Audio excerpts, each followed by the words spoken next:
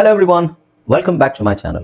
ಸ್ನೇಹಿತರೆ, ಇವತ್ತಿನ ವಿಡಿಯೋದಲ್ಲಿ ನಾವೇನು ಕಲಿತೀವಿ ಅಂತ ಹೇಳಿದ್ರೆ basic versus advanced English or informal versus formal English. So ಏನಿದು ಇನ್ಫಾರ್ಮಲ್ ಮತ್ತೆ ಫಾರ್ಮಲ್? ಸೊ ದಯವಿಟ್ಟು ನೋಡಿ, ಇದು ಬೇಸಿಕ್ ಇಂಗ್ಲಿಷ್ ಲರ್ನರ್ಸಿಗಲ್ಲ. ಅಂದರೆ ನಿಮಗೆ ಇಂಗ್ಲಿಷ್ ಇನ್ನೂ ಸೆಂಟೆನ್ಸ್ ಸ್ಟಾರ್ಟ್ ಮಾಡ್ಲಿಕ್ಕೆ ಬರಲ್ಲ, ಸೆಂಟೆನ್ಸ್ ಓದ್ಲಿಕ್ಕೆ ಬರಲ್ಲ ಅಂತ ಹೇಳಿದ್ರೆ ಖಂಡಿತ ನಿಮಗೆ ಈ ವಿಡಿಯೋ ಸಹಾಯ ಮಾಡಲ್ಲ. ಬಟ್ ಕೂತ್ಕೊಂಡು ಗಮನವಿಟ್ಟು ಕರೆಕ್ಟಾಗಿ ಕೇಳಿಸ್ಕೊಂಡ್ರೆ ನಿಮಗೆ ವಿಷಯ ಏನು ಅಂತ ಅರ್ಥ ಆಗುತ್ತೆ. ಓಕೆ, ಸೊ ಇದರಲ್ಲಿ ನಾವೇನು ಕಲಿತೀವಿ ಅಂತ ಹೇಳಿದ್ರೆ, ನಾವು ಕಾಮನ್ ಆಗಿ ಮಾತಾಡೋದಕ್ಕಿಂತ, ಕ್ಯಾಶುವಲ್ ಆಗಿ ಮಾತಾಡೋದಕ್ಕಿಂತ ಫಾರ್ಮಲ್ ಆಗಿ, ಕನ್ನಡದಲ್ಲೂ ನಾವು ಕ್ಯಾಶುವಲ್ ಆಗಿ ಮಾತಾಡ್ತೀವಿ, ಫಾರ್ಮಲ್ ಆಗಿ ಮಾತಾಡ್ತೀವಿ. ನಾವು ಮನೆಯಲ್ಲಿ ನಮ್ಮ ಫ್ರೆಂಡ್ಸ್ ಹತ್ರ ಅಥವಾ ನಮ್ಮ ಫ್ಯಾಮಿಲಿಯವ್ರ ಹತ್ರ ಮಾತಾಡೋ ಥರ ನಾವು ಎಲ್ಲಾದರೂ ತುಂಬ ಸೀರಿಯಸ್ ಸಿಚುವೇಶನ್ಸ್ ಅಲ್ಲಿ ಮಾತಾಡೋದಿಲ್ಲ. ಈಗ ಬ್ಯಾಂಕಿಗೆ ಹೋದರೆ ಅಥವಾ ಆಫೀಸಿಗೆ ಹೋದರೆ ಅಥವಾ ಇನ್ನೆಲ್ಲಾದ್ರೂ ನೀವು ಭಾಷಣ ಮಾಡಬೇಕಾದ್ರೆ ಅಥವಾ ನೀವು ಸ್ಕೂಲಲ್ಲಿ ನಿಮ್ಮ ಪ್ರಿನ್ಸಿಪಲ್ಸ್ ಎದುರುಗಡೆ ಮಾತಾಡಬೇಕಾದ್ರೆ, ಇಂಥ ಸಿಚುವೇಶನ್ಸ್ ಅಲ್ಲಿ ಫಾರ್ಮಲ್, ಇದಕ್ಕೆಲ್ಲ ನಾವು ಫಾರ್ಮಲ್ ಸಿಚುವೇಶನ್ಸ್ ಅಂತ ಹೇಳ್ತೀವಿ. ಸೊ ಇಂಥ ಸಿಚುವೇಶನ್ಸ್ ಅಲ್ಲಿ ಕಾಮನ್ ಆಗಿ ನಾವು ಮಾತಾಡೋದಿಲ್ಲ ಅಲ್ವಾ. ಸ್ವಲ್ಪ ನಾವು ಬಳಸುವಂತಹ ಪದಗಳ ಮೇಲೆ ನಮಗೆ ಗಮನ ಇರುತ್ತೆ. ನಾವು ಬಳಸುವ ಪದಗಳು ಬೇರೆ ಆಗಿರುತ್ತೆ, ಅದು ನಮಗೆ ಗೊತ್ತಿಲ್ಲದಂಗೆ ನಾವು ಅದು ಮಾತಾಡ್ತೀವಿ. ಬಟ್ ಕನ್ನಡ ಅಂದಾಗ ನಾವು ಅದ್ರ ಬಗ್ಗೆ ತಲೆ ಕೆಡಿಸ್ಕೊಳ್ಳಲ್ಲ. ಬಟ್ ಇಂಗ್ಲೀಷ್ ಅಂತ ಬಂದಾಗ ಇದನ್ನ ನಾವು ಡಿವೈಡ್ ಮಾಡ್ತೀವಿ. ಇದು ಫಾರ್ಮಲ್, ಇದು ಇನ್ಫಾರ್ಮಲ್ ಅಂತ ನಮಗೆ ಆಲ್ರೆಡಿ ಗೊತ್ತಿರುತ್ತೆ. ಓಕೆ, ಸೊ ಅದನ್ನ ನಾವು ಇವತ್ತಿನ ಕ್ಲಾಸಲ್ಲಿ ಕಲಿಯೋಣ. ಈಗ ಆಲ್ರೆಡಿ ನಾನು ಇದ್ರದ್ದು ಒಂದು ವಿಡಿಯೋ ಮಾಡಿದ್ದೀನಿ. ಸೊ ನಿಮಗೆ ಒಂದಷ್ಟು ಸೆಂಟೆನ್ಸ್ ನಾನು ಇಲ್ಲಿ she successfully completed our assignment ಇಲ್ಲಿವರೆಗೆ ನಾನು ಆಲ್ರೆಡಿ ಮಾಡಿದ್ದೇನೆ. ಇಲ್ಲಿಂದ ಕಂಟಿನ್ಯೂ ಮಾಡೋಣ. ಓಕೆ, ನಮಸ್ಕಾರ ಸ್ನೇಹಿತರೆ, ನಾನು ನಿಮ್ಮ ಇಂಗ್ಲಿಷ್ ಟ್ರೈನರ್ ಅನಿಲ್ ಕುಮಾರ್. ಬನ್ನಿ ಇಂಗ್ಲಿಷ್ ಕಲಿಯೋಣ ಚಾನಲ್ಗೆ ಮತ್ತೊಮ್ಮೆ ಸ್ವಾಗತ. ಸ್ನೇಹಿತರೆ, ನೀವು ಚಾನಲ್ಗೆ ಹೊಸರಾಗಿದ್ದರೆ ದಯವಿಟ್ಟು ಚಾನಲ್ ಸಬ್ಸ್ಕ್ರೈಬ್ ಮಾಡೋದು ಮರಿಬೇಡಿ. ಹಾಗೆ ಪಕ್ಕದಲ್ಲಿರುವ ಬೆಲ್ ಐಕಾನ್ ಕ್ಲಿಕ್ ಮಾಡಿ, ಅದೇ ಬಹಳ ಮುಖ್ಯ. ಅಂಡ್ ನೀವೇನು ಚಾನಲ್ಗೆ ಹೊಸರಾಗಿದ್ದರೆ ಸಬ್ಸ್ಕ್ರೈಬ್ ಮಾಡೋಕೆ ಹೇಳಿದ್ನಲ್ಲ, ದಯವಿಟ್ಟು ವಿಡಿಯೋನ ಕೊನೆ ತನಕ ನೋಡಿ. ಹಾಗೆ ವಿಡಿಯೋಗೆ ಒಂದು ಲೈಕನ್ನು ಕೊಡಿ ನಿಮಗೆ ಇಷ್ಟ ಆದರೆ, ಆಗದಿದ್ರು. ಅಂಡ್ ನಿಮಗೆ ಏನೋ ಡೌಟ್ ಇರೋ ಕಾಮೆಂಟ್ ಸೆಕ್ಷನ್ ಕಾಮೆಂಟ್ ಮಾಡಿ. ಅಂಡ್ ಮೋರ್ ಓವರ್ ನೀವು ಇದನ್ನ ಎಲ್ರಿಗೂ ಶೇರ್ ಮಾಡಬೇಕು, right? And without any further do let's dive into the video. Hi friends, ಇದೊಂದು ವಿಶೇಷ ಸೂಚನೆ. ನಮ್ಮಲ್ಲಿ ಇದೀಗ ಆನ್ಲೈನ್ ಸ್ಪೋಕನ್ ಇಂಗ್ಲಿಷ್ ಕೋರ್ಸ್ನ ಹೊಸ ಬ್ಯಾಚ್ ಶುರುವಾಗಿದೆ. ನೀವು ಇನ್ಮೇಲೆ ಎಲ್ಲೂ ಹೊರಗಡೆ ಹೋಗಿ ಇಂಗ್ಲಿಷ್ ಕಲಿಯುವ ಅವಶ್ಯಕತೆ ಇಲ್ಲ. ಮನೆಯಲ್ಲೇ ಕೂತ್ಕೊಂಡು ಯಾವುದೇ ಟೆನ್ಷನ್ ಇಲ್ಲದೆ, ಏನು ಮುಗಿದಿರಬಿಲ್ಲದೆ ಇಂಗ್ಲಿಷ್ ಮಾತಾಡೋದನ್ನ ಕಲಿಯಬಹುದು. ಸ್ನೇಹಿತರೆ, ಸ್ಪೋಕನ್ ಇಂಗ್ಲಿಷ್ ಮಾತ್ರ ಅಲ್ಲ, ನಿಮಗೆ ಇಂಗ್ಲಿಷ್ನ ಓದಲಿಕ್ಕೆ ಬರಲಿಕ್ಕೆ ಬರಲ್ಲ ಅಂತ ಇಟ್ಕೊಳ್ಳಿ. ಈಗ ಇಂಗ್ಲಿಷಲ್ಲಿ ನಿಮಗೆ ಓದಲಿಕ್ಕೆ ಬರಲಿಕ್ಕೆ ಬರಲ್ಲ, ಬರೀ ನಿಮಗೆ ABCD ಮಾತ್ರ ಗೊತ್ತು, ಅಥವಾ ABCD ಗೊತ್ತಿಲ್ಲ ಅಂತ ಇಟ್ಕೊಳ್ಳಿ. ಸೊ ABCD ಗೊತ್ತಿಲ್ಲ ಅಂತ ಪರವಾಗಿಲ್ಲ, ನಾವು ನಿಮಗೆ ಇಂಗ್ಲಿಷ್ನ ಬೇಸಿಕ್ ಇಂದನೇ ಓದಲಿಕ್ಕೆ ಮತ್ತೆ ಬರಲಿಕ್ಕೆ ಸಹ ಹೇಳ್ಕೊಡ್ತೀವಿ.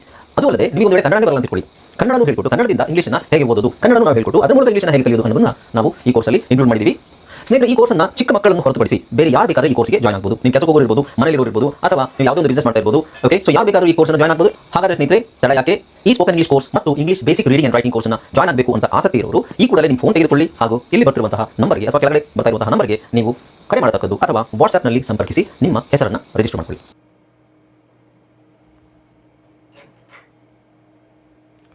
ಓಕೆ, ಸೊ ಕಳೆದ ಕ್ಲಾಸಲ್ಲಿ ನಾವು ಇಲ್ಲಿವರೆಗೆ ಮಾಡಿದ್ದೆ ನಾನು. ಓಕೆ, ಸೊ ಕಂಟಿನ್ಯೂಸ್ ಆಗಿ ನೋಡಿ, ಅವಾಗ ನಿಮಗೆ ಒಂದು ಕಂಟಿನ್ಯೂಟಿ ಇರುತ್ತೆ. ಎಷ್ಟು ಫ್ರೇಸಸ್ ಇದೆಯಲ್ಲ ಅಂತ ನಿಮಗೆ ಆಶ್ಚರ್ಯ ಆಗುತ್ತೆ. ನೀವು ಮಾತಾಡಬೇಕಾದ್ರೆ ನಿಮ್ಮ ಇಂಗ್ಲೀಷು ತಾನಾಗೆ ಇಂಪ್ರೂವ್ ಆಗ್ತಾ ಇರೋದು ನಿಮಗೇನೆ ಖುಷಿ ಕೊಡುತ್ತೆ. Okay, let's start the class. Introduction ಜಾಸ್ತಿ ಆಯಿತು ಅನ್ಸುತ್ತಲ್ಲ, ರೈಟ್? ಸೊ ನೆಕ್ಸ್ಟು, ಹಿ ಹೆಲ್ಪ್ಡ್ ಮೀ. ಓಕೆ, ಸೊ ಇಲ್ಲಿ ನೋಡಿ, ಸಿಂಪಲ್ ಆಗಿ ಹಿ ಹೆಲ್ಪ್ಡ್ ಮೀ, ಅವ್ನು ನನಗೆ ಸಹಾಯ ಮಾಡ್ದ, ಅಥವಾ she helped me, they help me, ಅವ್ರು ನನಗೆ ಸಹಾಯ ಮಾಡಿದ್ರು ಅಂತ ಹೇಳೋದನ್ನು ನಾವು ಯಾವ ಸಿಚುವೇಶನಲ್ಲಿ ಹೇಳ್ತೀವಿ ಅನ್ನೋದನ್ನ ಇಟ್ಕೊಂಡು ನಾವು ಅದನ್ನು ಪದನ ಚೇಂಜ್ ಮಾಡ್ಬೋದು. So he assisted me greatly, he assisted me greatly ಅಂತ ಹೇಳ್ಬೋದು. ಹೆಲ್ಪ್ ಮೀ, ಅವನು ನನಗೆ ಸಹಾಯ ಮಾಡ್ದ, ಕ್ಯಾಶುವಲ್ ಆಗಿ ಹೇಳ್ತೀವಿ. ಹಿ ಅಸಿಸ್ಟೆಡ್ ಅಂದರೆ ಸಹಾಯ ಮಾಡುವಂಥದ್ದು ಅಂತಾನೆ. ಗ್ರೇಟ್ಲಿ, ತುಂಬ ಮಹತ್ತರವಾಗಿ, ತುಂಬಾ ನನಗೆ ಸಹಾಯ ಮಾಡ್ದ, ಇದನ್ನು ಮರೆಯೋಕ್ಕೆ ಆಗಲ್ಲ, ಆ ಥರ ಸಿಚುವೇಶನಲ್ಲಿ ನಾವು ಇದನ್ನು ಹೇಳ್ತೀವಿ. He assisted me greatly. Okay, next ನೋಡಿ, ವಿ ಮೇಡ್ ಎ ಮಿಸ್ಟೇಕ್, ನಾವು ಒಂದು ತಪ್ಪು ಮಾಡಿದ್ವಿ. ಓಕೆ, ಕಾಮನ್ ಆಗಿ ನಾನೊಂದು ತಪ್ಪು ಮಾಡಿದೆ ಅಂತ ಹೇಳ್ಬೇಕಾದ್ರೆ, ಜನರಲ್ ಆಗಿ ಹೇಳ್ಬೇಕಾದ್ರೆ ನಾನೊಂದು ತಪ್ಪು ಮಾಡಿದೆ. But so we made a significant ಅಂದರೆ ಬಹಳ ಮುಖ್ಯವಾದ ಎರರ್.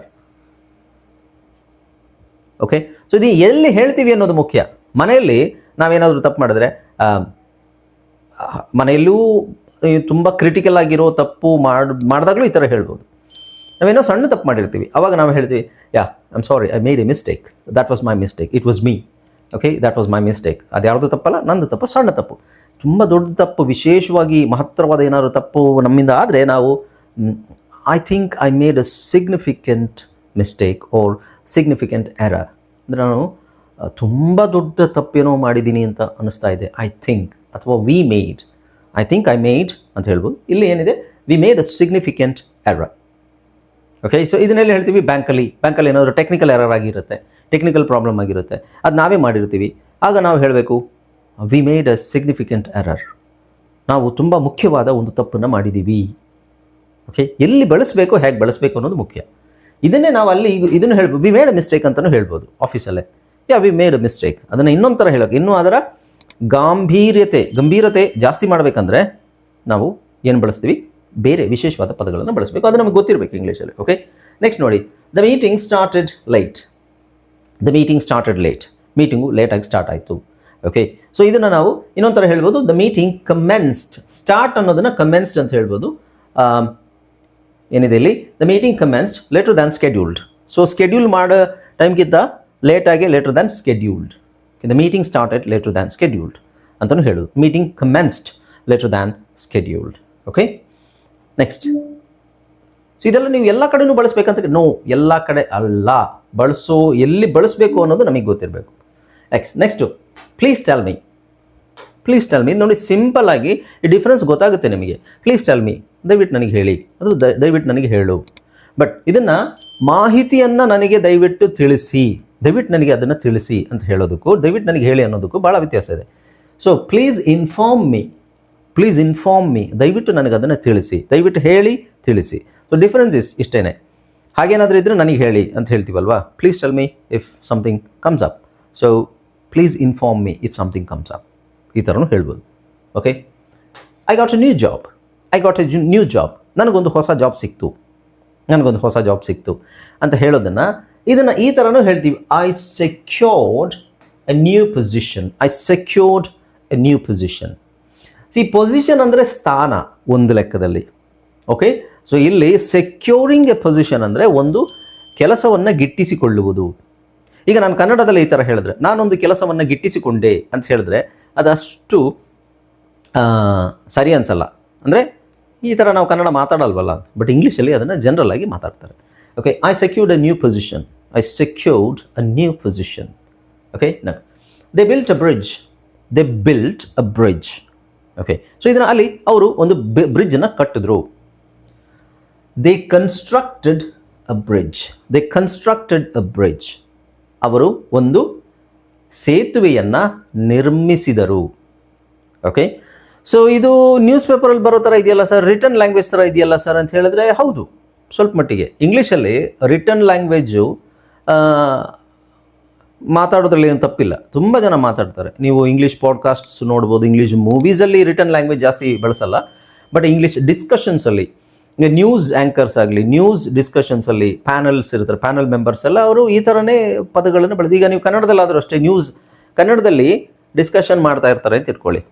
ಯಾವುದೋ ಒಂದು ಚಾನಲಲ್ಲಿ ಕೂತ್ಕೊಂಡು ಯಾವುದೋ ಒಂದು ವಿಷಯದ ಬಗ್ಗೆ ಡಿಸ್ಕಸ್ ಮಾಡ್ತಾ ಇರ್ತಾರೆ.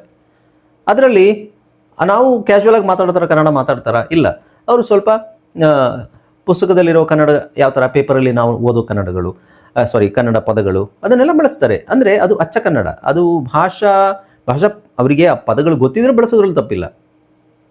ಓಕೆ, ಈಗ ರಾಜಕಾರಣಿಗಳೆಲ್ಲ ಮಾತಾಡೋದು ನೋಡಿರ್ತೀರಾ, ಅಥವಾ ಭಾಷಣಗಳನ್ನು ನೋಡಿರ್ತೀರಾ, ಅಥವಾ ದೊಡ್ಡ ದೊಡ್ಡ ವಿದ್ವಾಂಸರು ಮಾತಾಡೋದನ್ನು ನೋಡಿರ್ತೀರಾ. ಸೊ ಅದೆಲ್ಲ ಪುಸ್ತಕದಲ್ಲಿರೋ ಥರನೇ ಅದಕ್ಕೆ ಸ್ವಲ್ಪ ಹತ್ತಿರವಾಗಿರುತ್ತೆ. ಹಾಗೆ ಇಂಗ್ಲೀಷಲ್ಲೂ ಸಹ ಈ ಥರ ಪದಗಳು, ಸರ್ ನಾವು ಇದು ಪುಸ್ತಕದಲ್ಲಿ ನೋಡಿದ್ದು ಯಾರು ಮಾತಾಡೋದು ಕೇಳಲಿಲ್ಲ ಅಂತ ಹೇಳಿದ್ರೆ, ನೀವು ಒಳ್ಳೆ ಇಂಗ್ಲೀಷ್ ಮಾತಾಡೋರನ್ನ ಗಮನಿಸಿಲ್ಲ ಅಂತ ಆಯ್ತು ಅಷ್ಟೇ. ಇಂಗ್ಲೀಷ್ ನ್ಯೂಸ್ ಚಾನಲ್ಸಲ್ಲಿ ನೀವು ಡಿಬೇಟ್ಸಲ್ಲಿ ಕೂತ್ಕೊಳ್ತಾರಲ್ಲ ಅವರು, ಅಥವಾ ನೀವು ದೊಡ್ಡ ದೊಡ್ಡ ವ್ಯಕ್ತಿಗಳು ಮಾತಾಡಬೇಕಾದ್ರೆ, ಅವ್ರದ್ದು ಭಾಷಣ ಮಾಡಬೇಕಾದ್ರೆ, ಈಗ ಟೆಡ್ ಟಾಕ್ಸ್ ಅಂತೆಲ್ಲ ಯಾರಾದರೂ ನೋಡೋ ಅಭ್ಯಾಸ ಇದ್ದರೆ, ಟೆಡ್ ಟಾಕ್ಸ್ ಅದನ್ನು ನೋಡೋ ಅಭ್ಯಾಸ ಇದ್ದರೆ ಅದರಲ್ಲಿ ಈ ಥರ ಸೆಂಟೆನ್ಸ್ ಎಲ್ಲ ಬಳಸ್ತಾರೆ. ಅದು ನಮಗೆ ಗೊತ್ತಿರಬೇಕಂತ ಕೇಳಿದ್ರೆ, ನೀವು ಇದನ್ನೇ ಮಾತಾಡಿ ಅಂತ ನಾನು ಹೇಳ್ತಾ ಇಲ್ಲ, ಅವ್ರು ಹೇಳೋದು ನಿಮಗೆ ಅರ್ಥ ಆಗಬೇಕು. ಯಾಕೆಂದರೆ ದೇ ಕನ್ಸ್ಟ್ರಕ್ಟೆಡ್ ಎ ಬ್ರಿಡ್ಜ್ ಅಂದರೆ, ಕನ್ಸ್ಟ್ರಕ್ಷನ್ ಅಂದರೆ ಏನು ಅನ್ನೋದು ಗೊತ್ತಿದೆ. ಸೊ ಬಿಲ್ಡ್ ಅನ್ನೋದೇ ಕನ್ಸ್ಟ್ರಕ್ಷನ್. ಆ ಪದಗಳು ನಿಮಗೆ ಗೊತ್ತಿರಬೇಕು. ನೀವು ಬಳಸಿ ಅಂತ ನಾನು ಹೇಳ್ತಾ ಇಲ್ಲ. ನೀವು ಬಳಸಿದ್ರೆ ನಿಮ್ಮ ಇಂಗ್ಲೀಷು ತುಂಬ ಚೆನ್ನಾಗಿದೆ ಅಂತ ಹೊಗಳ್ತಾರೆ. ಬಳಸಲಿಲ್ಲ ಅಂದರೆ okay, no problem. They built bridge ಅಂತ ಹೇಳಿದ್ರು ತಪ್ಪಿಲ್ಲ, ಎರಡೂ ಒಂದೇ meaning. Okay, anyway let's continue. We need to fix this. Fix ಅಂದರೆ ಫಿಕ್ಸ್ ಮಾಡೋದು ಅಂತಲ್ಲ. ಇಂಗ್ಲೀಷಲ್ಲಿ ಫಿಕ್ಸ್ ಅಂದರೆ ರಿಪೇರಿ ಮಾಡಬೇಕು ಅಂತ ಆಗುತ್ತೆ. ಓಕೆ, ಸೊ ಇದನ್ನು ನಾವು ಹೆಂಗೆ ಹೇಳ್ಬೋದು? We need to resolve the issue. Fix it ಅಂದರೆ ಏನೋ ಒಂದು ಸಮಸ್ಯೆ ಆಗಿದೆ, ಅದನ್ನು ನಾವು ಫಿಕ್ಸ್ ಮಾಡಬೇಕು, ಸರಿಪಡಿಸಬೇಕು ಅಂತ ಹೇಳಬೇಕಾದ್ರೆ, we need to resolve the issue. Okay, so ಇದನ್ನು ನಾವು ಸರಿಪಡಿಸಬೇಕು. The problem is big. ಸಮಸ್ಯೆ ದೊಡ್ಡದಿದೆ. ಇದನ್ನು ನಾವು the issue is substantial.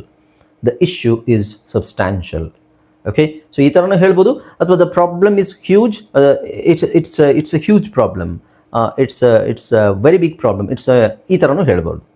Okay, ನಾವು ಶಿ ಸೆಡ್ ನೋ. ಇದು ನೋಡಿ ಚೆನ್ನಾಗಿದೆ. She said no. ಇಲ್ಲಿ she declined the offer. She said no she decline the offer. ಅಂದರೆ ಶಿ ಸೆಡ್ ನೋ, ಯಾವುದಕ್ಕೆ? ಆಫರ್ಗೆ no ಅಂದಿದ್ದವಳು.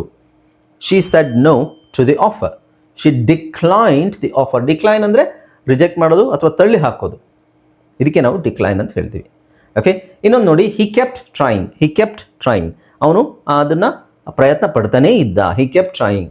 He remained persistent. Persistent. Okay, he remained persistent ಅಂದರೆ ಅದನ್ನು ಪ್ರಯತ್ನ ಪಡೋದನ್ನು ಕಂಟಿನ್ಯೂ ಮಾಡ್ತಾನೆ ಇದ್ದ, ಎಲ್ಲೂ ಬಿಟ್ಕೊಡ್ಲಿಲ್ಲ. He did not give up. Okay, so ಇದು ನಿಮ್ಮ ಚಾಯ್ಸ್. ಇದು ನೀವು ಬಳಸಬೇಕೋ ಬೇಡ ಅನ್ನೋದು. ಬಳಸಿದ್ರೆ ನಾನು ಹೇಳೋ ಖಂಡಿತ ನಾನು ರೆಕಮೆಂಡ್ ಮಾಡೋದಿಲ್ಲ ಅಂತ ಹೇಳಿದ್ರೆ ಖಂಡಿತ ಬಳಸ್ರಿ. ನಿಮ್ಮ ಇಂಗ್ಲೀಷ್ ಇಂಪ್ರೂವ್ ಆಗೋದು ನಿಮಗೆ ಗೊತ್ತಾಗುತ್ತೆ. ಬೇರೆಯವರು ನಿಮ್ಮ ಬಗ್ಗೆ ಹೊಗಳಿದಾಗ ನಿಮಗೆ ಗೊತ್ತಾಗುತ್ತೆ, ಹೌದಲ್ವಾ, ಇದನ್ನೆಲ್ಲ ಬಳಸಬೇಕು. ಆ್ಯಂಡ್ ನೀವು ಟಿ ವಿ ಚಾನಲ್ಸಲ್ಲಿ ಡಿಬೇಟ್ಸ್ ಎಲ್ಲ ನೋಡೋದಾದರೆ, ಇಂಟರ್ವ್ಯೂಸ್ ಎಲ್ಲ ನೋಡೋದಾದರೆ ಇದೆಲ್ಲ ನಿಮಗೆ ಅಲ್ಲಿ ಸಿಗುತ್ತೆ. ರೈಟ್? ಓಕೆ, ಸೊ ವಿಡಿಯೋ ಇಷ್ಟ ಆಯಿತು ಅಂತ ಅಂದ್ಕೊಂಡಿದ್ದೀನಿ. ಇದೇ ಥರ ವಿಡಿಯೋ ಇದನ್ನು ಕಂಟಿನ್ಯೂ ಮಾಡ್ತೀನಿ. ನಾನು ಒಂದಷ್ಟು ಮಾಡಿದ್ದೀನಿ, ಇಲ್ಲೂ ನಿಮಗೆ ತುಂಬ ಇದೆ, ಬಹಳ ಇದೆ. ಓಕೆ, ಸೊ ಒಂದೊಂದು ವೀಡಿಯೋದಲ್ಲಿ ನಾನು ಕಂಟಿನ್ಯೂ ಮಾಡ್ತಾ ಇರ್ತೀನಿ. ಸೊ ಕಂಟಿನ್ಯೂಸ್ ಆಗಿ ವೀಡಿಯೋಸ್ ನೋಡ್ತಾ ಇರಿ ನೀವು, ಆವಾಗ ನಿಮಗೊಂದು ಐಡಿಯಾ ಸಿಗುತ್ತೆ. ಸುಮಾರು ನಾನು 200-250 ಫ್ರೇಸಸ್ ರೆಡಿ ಮಾಡಿಟ್ಟಿದ್ದೀನಿ ನಿಮಗೋಸ್ಕರ. ಇದನ್ನೆಲ್ಲ ನೀವು ಹೇಳಿ ಪ್ರಾಕ್ಟೀಸ್ ಮಾಡಿದ್ರೆ ಖಂಡಿತ ನಿಮ್ಮ ಇಂಗ್ಲೀಷ್ ಇಂಪ್ರೂವ್ ಆಗೋದಲ್ಲಿ ಸಂಶಯನೇ ಇಲ್ಲ. Alright, so thank you so much for watching this video. I hope you enjoyed this video. ಈ ವಿಡಿಯೋ ಇಷ್ಟ ಆದರೂ ಇಷ್ಟ ಆಗದೇ ಇದ್ರೂ ಒಂದು ವಿಡಿಯೋಗೆ ಲೈಕನ್ನು ಕೊಡಿ, ಎಲ್ಲರಿಗೂ ಶೇರ್ ಮಾಡಿ. ನೀವು ಹೊಸಬರಾಗಿದ್ದರೆ ಚಾನಲ್ನ ಸಬ್ಸ್ಕ್ರೈಬ್ ಮಾಡ್ಕೊಳ್ಳಿ. ನೀವು ಬೇಸಿಕ್ಕಿಂದಲೇ ನಮ್ಮ ಚಾನಲಲ್ಲಿ ಇಂಗ್ಲೀಷ್ ರೀಡಿಂಗ್ ರೈಟಿಂಗ್ ಕೂಡ ನಾವು ಹೇಳ್ಕೊಡ್ತೀವಿ. ನೀವು ಹೊಸಬರಾಗಿದ್ದರೆ ಚಾನಲ್ನ ಸಬ್ಸ್ಕ್ರೈಬ್ ಮಾಡಿಕೊಂಡು ವಿಡಿಯೋಸನ್ನು ನೋಡಿ.